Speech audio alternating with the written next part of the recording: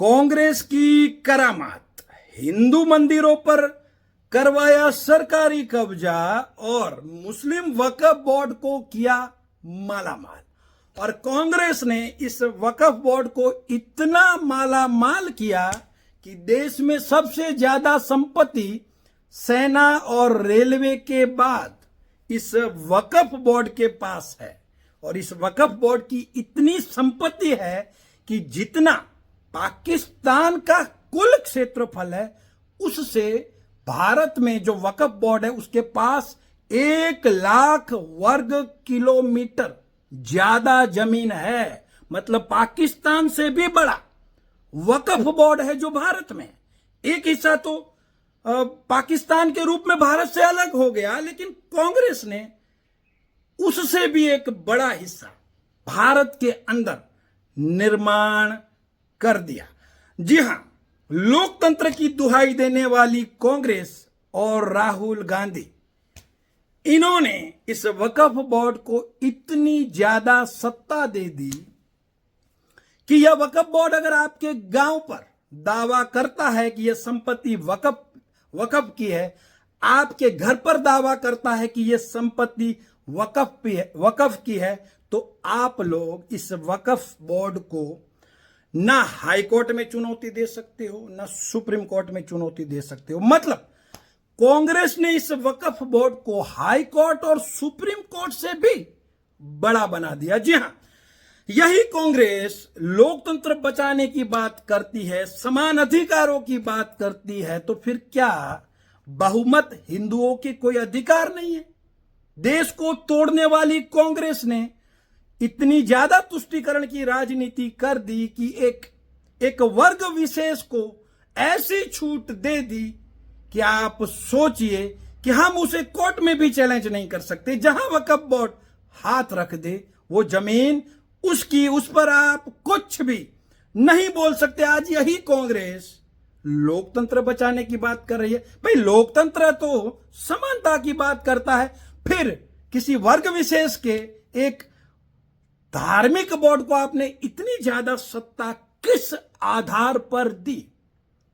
इस मुस्लिम वक्फ बोर्ड के पास देश में 9.5 लाख एकड़ जमीन है। जी हां, इस देश में सबसे ज्यादा जमीन किसी राजा रजवाड़े के पास नहीं है, किसी मंदिर के पास नहीं है, मुस्लिम वक्फ बोर्ड के पास है। जबकि यह वक्फ बोर्ड लघुमती समाज का है, बहुमत तो हिंदू है, तो ज्यादा जमीन तो हिंदू के पास होनी चाहिए, लेकिन ऐसा नहीं है।